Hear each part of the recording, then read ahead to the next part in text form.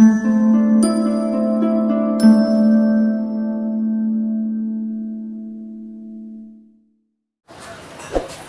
Guys, कैसे आप लोग? आई होप आप लोग अच्छे होंगे। स्वागत है आपका अपने यूट्यूब चैनल टेक्नो स्टडी पे। तो आज का जो ये लेक्चर होने जा रहा है, ये क्लास 10 के लिए हम लोग देखेंगे। हमारा जो अगला लेक्चर है या अगला टॉपिक जो हमारा है वो है हाइट एंड डिस्टेंस के बारे में। ठीक है, ये आप कह सकते हैं कि ये ट्रिगोनोमेट्री का ही एक छोटा सा हिस्सा है, या इसको हम लोग बोल देते हैं एप्लीकेशन ऑन ट्रिगोनोमेट्री। ठीक है, मतलब त्रिकोणमिति पर कुछ अनुप्रयोग। उसमें आता है हमारा टॉपिक हाइट एंड डिस्टेंस, ऊंचाई एवं दूरी। ठीक है, तो इस लेक्चर में हम लोग ऊंचाई और दूरी को हम लोग पहले थ्योरेटिकल पार्ट को समझेंगे, फिर उसके बाद जो है इस लेक्चर में या फिर अगले लेक्चर में है जो है इसके संबंधित जो भी एक्सरसाइज होगा उसको करेंगे। ठीक है, तो सबसे पहले हम लोग समझेंगे कि हाइट और डिस्टेंस चैप्टर के अंतर्गत हम लोग को क्या क्या चीज़ के जानने की ज़रूरत है। ठीक है, बेसिक चीज़ क्या होती है। ऊंचाई एवं दूरी चैप्टर में सबसे पहले अगर कोई चीज़ हम लोग को पढ़ना है यहाँ पे, तो वो है हमारा पढ़ने वाला, इसको हम लोग बोलते हैं एंगल ऑफ एलिवेशन। ठीक, एंगल ऑफ एलिवेशन, इसको बोला जाता है उन्नयन कोण। ठीक है, इस चैप्टर को स्टार्ट करने से पहले ये सब हमको जानना ज़रूरी है कि उन्नयन कोण क्या होता है या फिर एंगल ऑफ एलिवेशन क्या होता है। ठीक, तो इसको बड़े गौर से समझिए आप लोग कि कब हम लोग उन्नयन कोण कहते हैं और एक होता है एंगल ऑफ डिप्रेशन यानी कि अवनमन कोण। तो उन्नयन कोण हम लोग कैसे जानेंगे कि ये उन्नयन कोण ही है या अवनमन कोण ही है, कैसे समझेंगे? तो एंगल ऑफ एलिवेशन या उन्नयन कोण हम तब कहते हैं, तब बनता है जब कोई प्रेक्षक यानी देखने वाला, ठीक है, कोई भी व्यक्ति जो किसी दूसरे व्यक्ति या वस्तु को देखता है, तो कब एंगल ऑफ एलिवेशन बनेगा और कब एंगल ऑफ डिप्रेशन बनेगा। तो यदि देखने वाला व्यक्ति, जिसे हम लोग प्रेक्षक कहते हैं, ऑब्जर्वर कहते हैं, यदि वो नीचे हो और जिस वस्तु को वो देख रहा है वो उसके लेवल से ऊपर हो, और जब वो ऊपर की ओर देखता है, जैसे हम लोग एग्जांपल देखते हैं कि जब भी हेलीकॉप्टर या हवाई जहाज़ जाता है तो हम लोग ऊपर की ओर देखते हैं। तो ऐसा नहीं कि बिल्कुल हम लोग स्ट्रेट परपेंडिकुलर देखते हैं, हम लोग तिरछा होकर के देखते हैं। ठीक, तो यानी कि प्रेक्षक नीचे है और जिसको देखा जा रहा है थिंग्स को, वो कहाँ पे है? ऊपर में है। तो उस समय जो हमारे आँखों पे, ठीक, हॉरिजॉन्टल लाइन के साथ हमारी आँखों पे जो उस वस्तु का कोण बनेगा वो कहलाता है एंगल ऑफ एलिवेशन। यानी कि एंगल ऑफ एलिवेशन के लिए प्रेक्षक को हमेशा नीचे रहना होगा और जिस चीज़ को देखा जा रहा है उसको हमेशा ऊपर रहना होगा। ठीक है, मान लीजिए यहाँ पर कोई प्रेक्षक है, ठीक है, यहाँ पर जो है ये कोई है प्रेक्षक। ठीक, अब ये क्या करता है कि कुछ ये देख रहा है आसमान में। ठीक है, मान लीजिए यहाँ पर जो है एक पतंग है। ठीक है, आसमान में एक पतंग है और यहाँ पर कोई आदमी है प्रेक्षक। ठीक, ये पतंग का डोरी या फिर जो पतंग को उड़ा रहा है वो भी तो प्रेक्षक ही होगा क्योंकि वो पतंग को देखता है। तो ये हमारा प्रेक्षक है, यानी जिसको हम लोग ऑब्जर्वर बोलते हैं। और ये हमारा मान लेते हैं क्या है? काइट, यानी कि पतंग है। ठीक है, अब देखिए हम लोग कब कहेंगे कि एंगल ऑफ एलिवेशन बन रहा है। अब देखिए यहाँ से ये जो ज़मीन है, तो ये ज़मीन जो हो गया हमारा, ये हमारा कौन सा रेखा होता है? तो ये हॉरिजॉन्टल लाइन है, इसको हम लोग बोलते हैं क्षैतिज रेखा। ठीक, या फिर हॉरिजॉन्टल लाइन। ठीक है, तो ये तो हमारा अच्छा, इस रेखा को हम लोग क्या बोलेंगे? तो इसको बोला जाता है दृष्टि रेखा। ठीक है, इसको हम लोग बोलते हैं दृष्टि रेखा। ये हमारा दृष्टि रेखा है, इसको हम लोग बोलते हैं लाइन ऑफ साइट। ठीक, इसको बोला जाता है लाइन ऑफ साइट। तो अब देखिए क्या हुआ कि जब ऑब्जर्वर नीचे है, प्रेक्षक नीचे है और पतंग ऊपर है, तो जब प्रेक्षक जब देख रहा है, ये प्रेक्षक का यहाँ आँख ही होगा। ठीक है, तो ये जब पतंग को देख रहा है तो उस समय जो पतंग यहाँ पे इस ऑब्जर्वर पे इस पतंग का जो कोण बन रहा है क्षैतिज रेखा के साथ, कोई भी कोण हो, मान लीजिए थीटा, तो यही हमारा होगा उस समय एंगल ऑफ एलिवेशन यानी कि उन्नयन कोण। ठीक है, समझ में आप लोगों को कि जब प्रेक्षक नीचे हो और जिसे वो देख रहा है, जिस वस्तु को या व्यक्ति को, वो ऊपर में हो, तब उस समय क्षैतिज रेखा और लाइन ऑफ साइट दृष्टि रेखा के बीच में जो एंगल बनेगा, कोण बनेगा, इसी को हम लोग नाम देंगे एंगल ऑफ एलिवेशन, जिसको हम लोग बोलते हैं उन्नयन कोण। क्लियर है? उम्मीद करता हूँ समझ में आ रहा होगा आप लोग को। और इसी के साथ एक और हम लोग पढ़ते हैं जिसका नाम है एंगल ऑफ डिप्रेशन, इसको हम लोग बोलते हैं अवनमन कोण।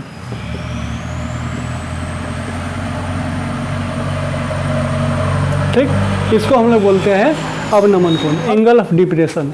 यानी कि इस बार जो प्रेक्षक होगा वो ऊंचे जगह पे होगा और जिस वस्तु को या व्यक्ति को वो देख रहा है वो नीचे होगा। तब हॉरिजॉन्टल लाइन, जहाँ पे वो व्यक्ति बैठा है, प्रेक्षक बैठा है, वहाँ का हॉरिजॉन्टल लाइन क्षैतिज रेखा और वहाँ का लाइन ऑफ साइट, उसके बीच में जो एंगल बनेगा उस एंगल को या कोण को हम लोग बोलते हैं एंगल ऑफ डिप्रेशन, यानी कि अवनमन कोण।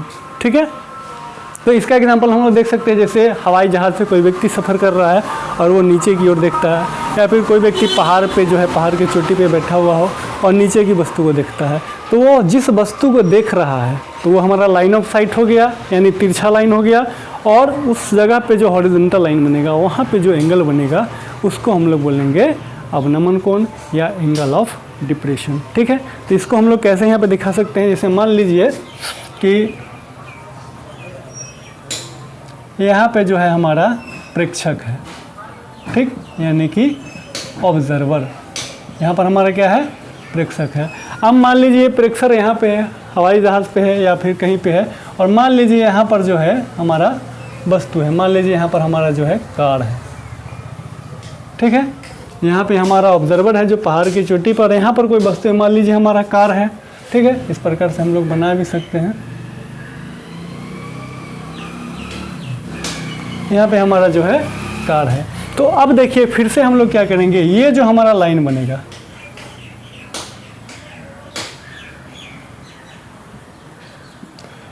प्रेक्षक के आँख और उस कार के बीच का जो लाइन बनेगा, इसको हम लोग क्या बोलेंगे, दृष्टि रेखा, यानी कि लाइन ऑफ साइट बोलेंगे। और जिस जगह पे प्रेक्षक बैठा हुआ है वहाँ से जो हम लोग हॉरिजॉन्टल लाइन यहाँ पे खींचेंगे, इसको हम लोग बोलेंगे क्षैतिज रेखा। इसको क्या बोलेंगे, क्षैतिज रेखा, यानी कि हॉरिजॉन्टल लाइन। ठीक है, तो अब देखिए मैंने क्या बताया है, जिस प्रकार से यहाँ क्षैतिज रेखा और लाइन ऑफ साइट के बीच का जो कोण बनता है वो एंगल ऑफ एलिवेशन कहलाता है जब प्रेक्षक नीचे हो, उसी प्रकार से क्षैतिज रेखा और दृष्टि रेखा के बीच का जो कोण बनेगा थीटा, अब इसको हम लोग बोलेंगे एंगल ऑफ डिप्रेशन, क्योंकि इस बार प्रेक्षक जो है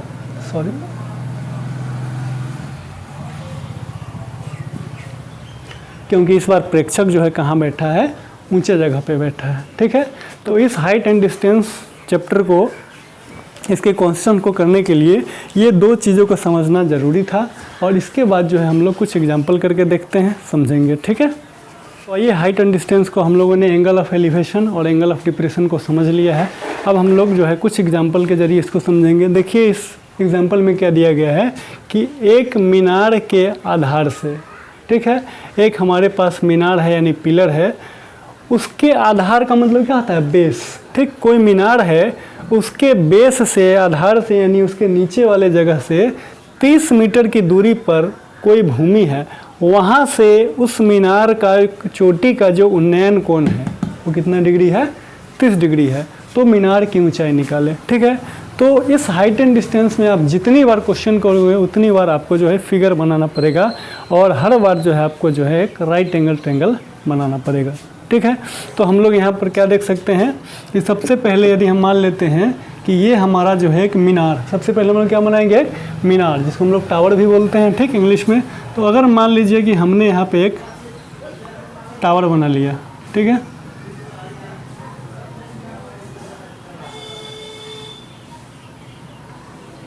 ठीक, मान लीजिए हमारा एक टावर है। ठीक, अब इस टावर के कहाँ से, आधार से, यानी बेस, यहाँ से हम लोग काउंट करते हैं, ये हमारा क्या है, बेस। इसके बेस से 30 मीटर की दूरी पर, तो बेस से 30 मीटर की दूरी, ठीक, यहाँ पे है, तो हम यहाँ पे इस प्रकार से ले जाते हैं, ये हम मान लेते हैं यहाँ से यहाँ तक जो है हमारा कितना आ गया, 30 मीटर। यहाँ पे कोई एक बिंदु है, ठीक है। देखिए क्वेश्चन जैसे जैसे जा रहा है वैसे वैसे फिगर बनाया जा रहा है कि हमारे पास एक मीनार था, उसके आधार से यानी कि बेस से 30 मीटर की दूरी पर कोई एक बिंदु है, एक पॉइंट है, वहाँ से चोटी का उन्नयन कोण है। तो कहाँ पे बनाएंगे हम कोण, यहाँ पर कि यहाँ पर? तो अभी जस्ट हम लोगों ने उन्नयन कोण पढ़ा है जो नीचे बनता है। तो यहाँ से इस चोटी का जो उन्नयन कोण है, ठीक है, इसका इस चोटी का जो यहाँ से उन्नयन कोण है वो कितना डिग्री है? 30 डिग्री है। तो हमें जो है इस मीनार की ऊंचाई ज्ञात करना है, ठीक है। फिगर आप लोगों को समझ में आया? इस हाइट एंड डिस्टेंस चैप्टर में सबसे मेन आपका होता है फिगर। यदि आप फिगर बना ले रहे हैं तो इसका मतलब है कि आपसे क्वेश्चन बन जाएगा। उम्मीद करता हूँ समझ में आया होगा। तो अब देखिए इसमें हमें क्या क्या चीज़ दे रखा है, ठीक। तो अब अगर बात करेंगे, मान लीजिए हम इसको ए मान लेते हैं, यहाँ पे बी मान लेते हैं, यहाँ पे हम लोग सी मान लेते हैं। तो देखिए ए बी सी हमारा क्या बन रहा है, एक आप लोग देख पा रहे हैं, ए बी सी एक हमारा राइट एंगल ट्रायंगल बन रहा है, समकोण त्रिभुज। हम लिखेंगे चूँकि समकोण त्रिभुज ए बी सी में है, यानी in right angle triangle A B C हमें क्या क्या चीज़ गिवन है। तो राइट एंगल ट्रायंगल में जो 3 साइड्स होते हैं, तीनों का नाम है, जैसे ये परपेंडिकुलर होता है, ठीक, ये हमारा बेस हो जाएगा और ये क्या हो जाएगा, हाइपोटेनस हो जाएगा, ठीक है। तो अब देखिए हमें गिवन क्या है और निकालना क्या है। तो हमें तो बेस पता है, ठीक, और हमें परपेंडिकुलर निकालना है, ठीक। लेकिन आप लोग एक चीज़ आप लोग देखे होंगे कि पाइथागोरस प्रमेय में हम लोगों ने देखा है कि तीनों साइड्स का जो है एक रिलेशन हम लोग को पता है। तो कोई भी 2 साइड पता रहता है तब जाकर के हम लोग तीसरा साइड निकालते हैं पाइथागोरस प्रमेय से, ठीक। लेकिन अब यहाँ पे जो है हमें एक ही साइड दे रखा है। तो यहाँ पे एक साइड दे रखा है लेकिन दूसरा क्या दे रखा है, एंगल। इस हम कॉन्सेप्ट को यूज़ करेंगे। तो अब यहाँ पे देखिए काफ़ी बच्चे जो है वो घबरा जाते हैं कभी कभी, मतलब क्लास में भी मतलब पूछते हैं कि सर हमें कैसे पता चलेगा, कभी साइन का एंगल ले लेते हैं, कभी टेन का एंगल ले लेते हैं, कभी कॉस का एंगल ले लेते हैं, हमें कैसे पता चलेगा, ठीक, कि हम कौन सा एंगल मतलब त्रिकोणमितीय फंक्शन जो है उस पर हम इस 30 डिग्री का मान रखेंगे, ठीक। तो ये बहुत ही ईजी चीज़ है, आप लोग को समझना है कि देखिए 2 चीज़ें ध्यान में। पहली चीज़, हमें दिया हुआ कौन सा भुजा है, कौन सा साइड दिया है और कौन सा साइड निकालना है, इस चीज़ को आप ध्यान में रखिए। तो बेस दिया हुआ है, ऐसा त्रिकोणमितीय फलन का इस्तेमाल करेंगे जिसके फॉर्मूला में, जिसके अनुपात में बी आता है और पी आता है, ठीक है। एच से हमारा कोई लेना देना नहीं अभी, क्योंकि बी दे रखा है और पी निकालना है, ठीक। ये बेस दे रखा है, ऊंचाई निकालना है, यानी बी दिया हुआ है, पी निकालना है। तो हमको पता है tan थीटा क्या होता है, पी बाई बी, या फिर cot थीटा क्या होता है, बी बाई पी। दोनों में से किसी का इस्तेमाल हम लोग कर सकते हैं, ठीक। तो हम लिखेंगे समकोण त्रिभुज ABC में, यहाँ पे हम लिख लेते हैं tan 30 डिग्री। क्या लिख लेते हैं, tan 30 डिग्री। अभी tan ही क्यों लिया गया है बता दिया गया है, क्योंकि हमें B और P में रिलेशन चाहिए। तो अब यहाँ से tan 30 डिग्री, अब यहाँ फार्मूला लिख सकते हैं कि tan 30 डिग्री हमारा क्या होता है, P बाई बी। तो P हमारा क्या है, यहाँ पे ऐसे लिख भी सकते हैं P बाई बी। तो P जो है हमारा AB है और B हमारा क्या है, BC है। तो अब यहाँ से देखिए क्या होगा, tan 30 का वैल्यू क्या होता है, 1/√3, ठीक। AB तो हमें निकालना ही है, मीनार का ऊंचाई ही तो निकालना है, तो ये तो AB ही रहेगा, या इसको कुछ भी मान सकते हैं वेरिएबल। और BC हमारा कितना है, 30, ठीक। अब इसका जब हम क्रॉस मल्टीप्लिकेशन करेंगे तो √3 AB इसके बराबर आ गया 30 के, तो AB बराबर कितना आ जाता है, 30/√3। जब इसको काटेंगे तो कितना आ जाएगा, 10√3, यानी AB बराबर आ गया 10√3। यही हमारा जो है मीनार का ऊंचाई है, ठीक है। तो उम्मीद करता हूँ आप लोगों को ये समझ में आया होगा। बहुत ही बेसिक तरीके से मैंने आप लोगों को ये सवाल बताया, बहुत ही इजी क्वेश्चन है। और फिर भी अगर कोई समस्या आता है तो आप लोग ज़रूर कमेंट करें, ठीक है। अब बढ़ते हैं, एक और क्वेश्चन देखते हैं इससे संबंधित। तो आइए एक और क्वेश्चन हम लोग जो है हाइट एंड डिस्टेंस का देखते हैं, किस प्रकार से हम लोग सॉल्व करेंगे। तो देखिए इस क्वेश्चन में क्या दिया गया है, 25.25 मीटर ऊंची एक दीवार, ठीक, एक वॉल है जिसकी लंबाई जो है, हाइट कितनी है, 25.25 मीटर। इस दीवार से 1.25 मीटर लंबा एक प्रेक्षक 24 मीटर दूर है। ठीक है। तो यहाँ से यहाँ तक हम लोग क्वेश्चन पढ़ते हैं और उसका फिगर बनाते हैं। मतलब एक वॉल है, वॉल का हाइट दे रखा है, एक लड़का है उसका भी हाइट दे रखा है, और वह जो है इस दीवार से कितना दूर पर है, 24 मीटर के दूर पर है, ठीक है। तो मान लीजिए यहाँ पे जो है हम लोग, ये हमारा वॉल है, ठीक। मान लेते हैं ये हमारा ए और बी जो है ये हमारा क्या है, वॉल है। तो ये जो वॉल है हमारा, ये कितना ऊंचा है, तो ये हमारा है 25 पॉइंट, यह लिख सकते हैं 25.25 मीटर, ठीक। अब इस दीवार से एक प्रेक्षक है कितना दूरी पर, 24 मीटर, ठीक है। यहाँ से जो है 24 मीटर पर एक प्रेक्षक खड़ा है, ठीक है। और उस प्रेक्षक का लंबाई कितना है, तो हम यहाँ पे ऐसे कर सकते हैं, मान लीजिए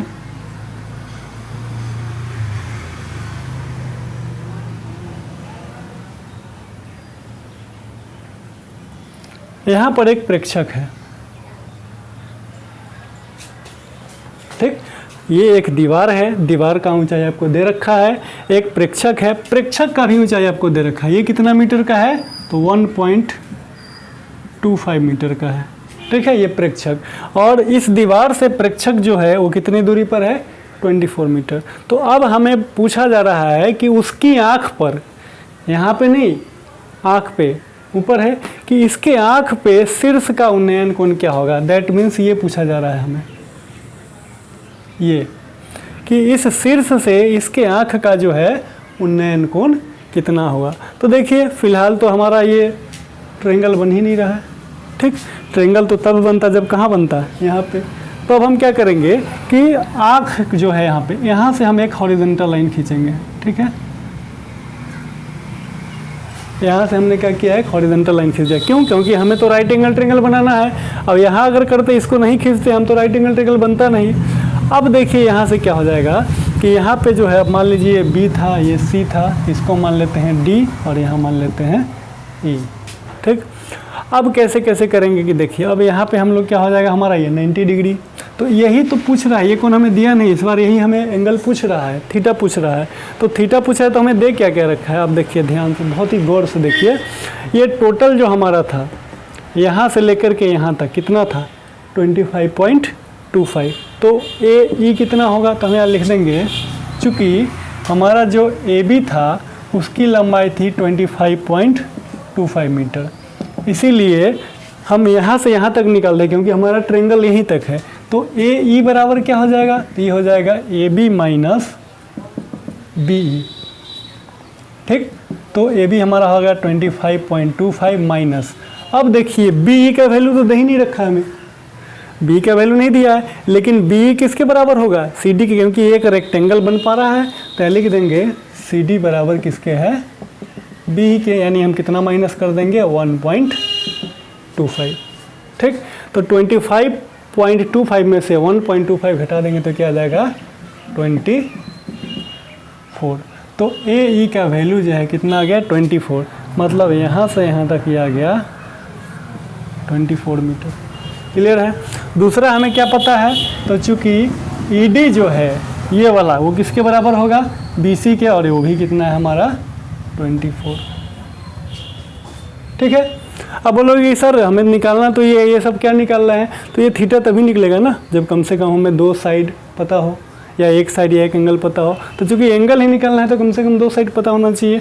अब देखिए यहाँ पे फिर से वही बात हम लोग आते हैं उसी क्वेश्चन पे कि सर हम यहाँ थीटा जो है किसके साथ लेंगे, साइन के साथ लेंगे कि कॉस के साथ लेंगे कि टेन के साथ लेंगे। तो देखिए आपके पास कौन कौन सा साइड है, तो आपके पास ये अगर 24 है तो ये भी कितना है 24, यानी आपके पास बेस है और आपके पास क्या है, ये परपेंडिकुलर है।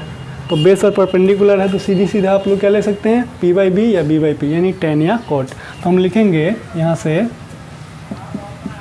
समकोण त्रिभुज, जिसका नाम देते हैं ए ई डी, ठीक। ए ई डी में टेन थीटा, किसकी बात करेंगे, टेन थीटा। टेन ही क्यों लिया गया है, क्योंकि बी और पी में रिलेशन है हमारा दिया हुआ है। तो अब देखिए टेन थीटा हमारा क्या हो जाएगा, क्या होता है पी बाई बी। तो पी हमारा क्या है, ए ई और बी है ई डी। ये हो जाएगा AE बटा ED। और AE का वैल्यू कितना है, अब आप ये 25.25 नहीं लिखेंगे क्योंकि वो यहाँ तक था, हमारा ट्रायंगल यहीं तक है, तो ये हमारा है 24 और ED हमारा कितना है 24, यानी tan थीटा बराबर कितना आ गया 1।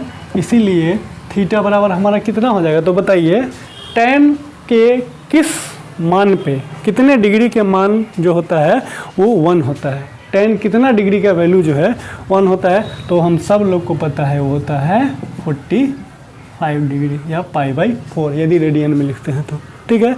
यानी इस दीवार का जो शीर्ष है वो उस बच्चे या उस प्रेक्षक के आँख पे जो है कितना डिग्री का कोण बना रहा है, 45 डिग्री का कोण, ठीक है। तो चलिए एक क्वेश्चन और हम इस हाइट एंड डिस्टेंस का करते हैं, और उसके बाद जो है अगले लेक्चर में हम लोग जो है इस हाइट एंड डिस्टेंस का जो है एक्सरसाइज देखेंगे NCERT का।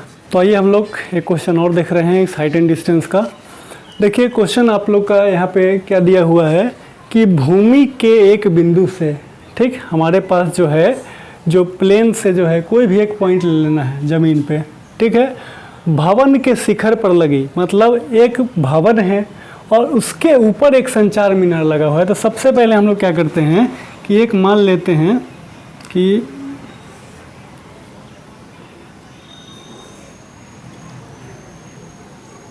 ठीक, ये हमारा मान लेते हैं कि ये भवन है, ठीक है, ये हमारा क्या है भवन है, और इसके ऊपर जो है एक संचार मीनार लगा हुआ है।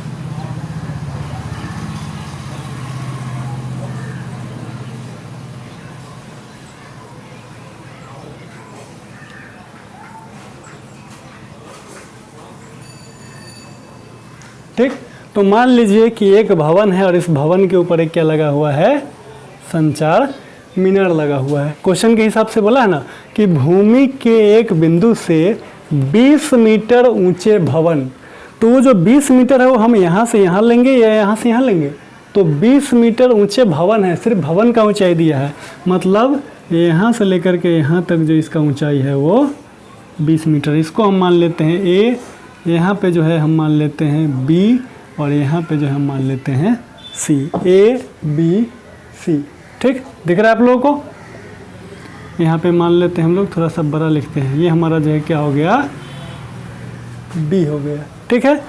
ए भवन जो है A से B तक है, फिर B से C तक क्या है हमारा, तो 20 मीटर ऊंचे भवन के शिखर पर लगी एक संचार मीनार है। अब है उसके तल, किसके तल, ये भवन के तल या मीनार के तल, तो मीनार के तल, मीनार के तल और शिखर का उन्नयन कोण। तो मीनार का तल कहाँ पे होगा, अगर भूमि का तल कहता तो वो A पर होता, लेकिन मीनार का तल जो है मतलब नीचे वाला वो B पर है और मीनार का शिखर C पर है। अब यहाँ पे मान लीजिए ज़मीन है, इधर क्या है हमारा ज़मीन है। तो अब यहाँ से क्या हो रहा है कि हमें उन्नयन कोण दिया है 45 डिग्री और 60 डिग्री, लेकिन कहाँ कहाँ का, तो मीनार के तल और शिखर से। तो पहले इसके तल से हम मान लीजिए यहाँ पे बना लेते हैं, ये हमारा दिया हुआ है 45 डिग्री, और इसी मीनार के शिखर से, ठीक, ये हमारा दिया हुआ है 60 डिग्री, ठीक है। ये समझ में आया फिगर आप लोगों को कि एक 20 मीटर ऊंचा भवन था, इस भवन के ऊपर एक संचार मीनार लगा हुआ है जिसके तल और शिखर यानी B और C बिंदु से उसका जो उन्नयन कोण है वो 45 डिग्री और 60 डिग्री दिया हुआ है। तो मीनार की ऊंचाई ज्ञात करें, ठीक है। उम्मीद है कि आप लोग क्वेश्चन को समझ गए होंगे, ठीक है। अब देखिए इसमें हम लोग क्या करेंगे, किस प्रकार से इसको करेंगे। तो यहाँ पे हम लोग दो समकोण त्रिभुज को यहाँ पर देखेंगे, ठीक है। तो हम एक बार देखेंगे समकोण त्रिभुज ABC की बात करेंगे, ठीक है। समकोण त्रिभुज ABC में, तो ABC में देखिए तो हमारा कितना डिग्री हो गया 90 डिग्री। तो एक छोटा सा समकोण त्रिभुज है ABC और एक बड़ा है AC, और यहाँ पे मान लेते हैं C तो नहीं है, ये हो गया ABD हो गया, ठीक है। ये हमारा क्या हो गया, C हम लोग ऊपर दे रखे हैं। तो ABD एक समकोण त्रिभुज और ACD दूसरा समकोण त्रिभुज, ठीक है। तो ABD में देखिए हमें क्या क्या पता है, तो हमें परपेंडिकुलर पता है, बेस नहीं पता है। तो हम यहाँ पे ले लेते हैं, मान लीजिए tan 45 डिग्री। अगेन वो चीज़ हम बार बार कह रहे हैं कि सर हमने tan ही क्यों लिया है, ठीक। तो हमने tan इसलिए लिया है क्योंकि हमारा जो समकोण त्रिभुज है ABD या फिर ACD, मतलब बेस दोनों में आ रहा है, ठीक। और एक में हमें क्या चाहिए, तो ये परपेंडिकुलर तो ऑलरेडी दे रखा है। अब यहाँ से यहाँ तक कुछ नहीं पता है तो ये BC का BC ही रहेगा, ठीक है। तो tan 45 tan थीटा बराबर क्या आता है हमारा P/B। तो यहाँ तक P मतलब ये पूरा नहीं लेना है क्योंकि त्रिभुज इसी का बात हो रहा है, तो ये हो जाएगा AB, ये क्या हो जाएगा AB, और बटा में क्या हो जाएगा AD। तो AB का वैल्यू 20 है और यहाँ हो गया AD। tan 45 का मान होता है 1 या क्या 20/AD, इसीलिए AD हमारा कितना आ गया 20, ठीक। मतलब ये हमारा कितना आ गया 20। ये पता चल गया। इतना आप लोगों को समझ में आया होगा कि इस छोटे से ट्रेंगल के लिए हमने AD का वैल्यू निकाल लिया, कितना है 20। अब हमारे पास AB भी 20 है और AD भी क्या है 20। अब हम इस बड़े वाले राइट एंगल में चलेंगे, ठीक है। राइट एंगल ट्रेंगल ही लेंगे, ये नहीं कि BCD ले लिए, ये राइट एंगल ट्रेंगल नहीं है, ट्रेंगल हमारा है ACD। तो फिर चलेंगे हम लोग समकोण त्रिभुज ACD में, ठीक है। तो अब यहाँ पर किसकी बात करेंगे अब बताइए। तो फिर से हमारा इस बार जो है कितना डिग्री का कोण बना रहा है 60 डिग्री का। तो फिर से हम क्या लेंगे tan ही लेंगे। tan ही क्यों लेंगे, क्योंकि हमें ये चाहिए यानी परपेंडिकुलर चाहिए और हमें क्या पता है बेस। तो हम लोग लेंगे यहाँ पर अब tan 60 डिग्री, ठीक। और tan 60 डिग्री, तो इसका फॉर्मूला क्या हो जाएगा AC। इस बार जो है परपेंडिकुलर क्या आ जाएगा AC और बटा में क्या आ जाएगा AD। तो इसका वैल्यू होता है √3। अच्छा AC जो है वो यहाँ से यहाँ तक है, तो यहाँ तक तो पता है लेकिन यहाँ तक नहीं पता, ठीक है। तो अब क्या करेंगे हम यहाँ पे कि √3। अब AC जो है कितना हो जाएगा, तो आप देख पा रहे होंगे 20 और प्लस में हो जाएगा BC, ठीक। क्योंकि यहाँ से यहाँ तक 20 है और यहाँ पे AD का जगह पे हम कितना डाल देंगे 20, ऑलरेडी आया हुआ है। अब यहाँ पे कुछ नहीं 1, तो जब हम क्रॉस करेंगे तो क्या आ जाएगा 20 plus BC is equals to 20√3। तो यहाँ से BC बराबर क्या आ जाएगा 20√3 माइनस 20, यानी BC बराबर आ गया 20 कॉमन करेंगे तो आ जाएगा √3 माइनस 1, यानी कि 20 इंटू 1.73 माइनस 1, यानी 20 इंटू 0.73, ठीक। तो ये हमारा आ जाएगा ये हमारा आ जाएगा 14.6,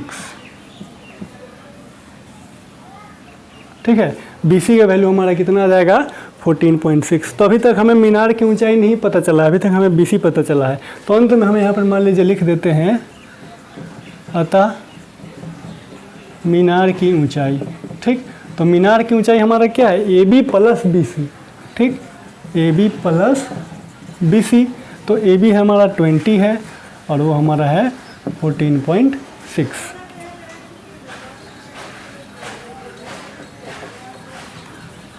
तो कितना आ जाएगा 34.6 मीटर। यही हमारा जो है मीनार की ऊंचाई है, ठीक है। तो इस प्रकार से जो है कोई भी सवाल यदि हाइट एंड डिस्टेंस का आता है तो हमें 2-3 चीज़ों का ध्यान रखना जरूरी है। पहला राइट एंगल ट्रेंगल का कौन सा साइड्स गिवन है, कौन सा साइड्स पता करना है, और एंगल ऑफ एलिवेशन दिया है, ये एंगल ऑफ डिप्रेशन, ठीक है। इन सब चीज़ों का यदि हम ध्यान रखते हैं तो हाइट एंड डिस्टेंस का जो सवाल होता है वो बहुत ही आसानी से बन जाता है, ठीक है। तो आज के इस लेक्चर में हम लोग यहीं पे जो है समाप्त करेंगे इस टॉपिक को और मिलते हैं अगले लेक्चर में इसके एक्सरसाइज के साथ, ठीक है।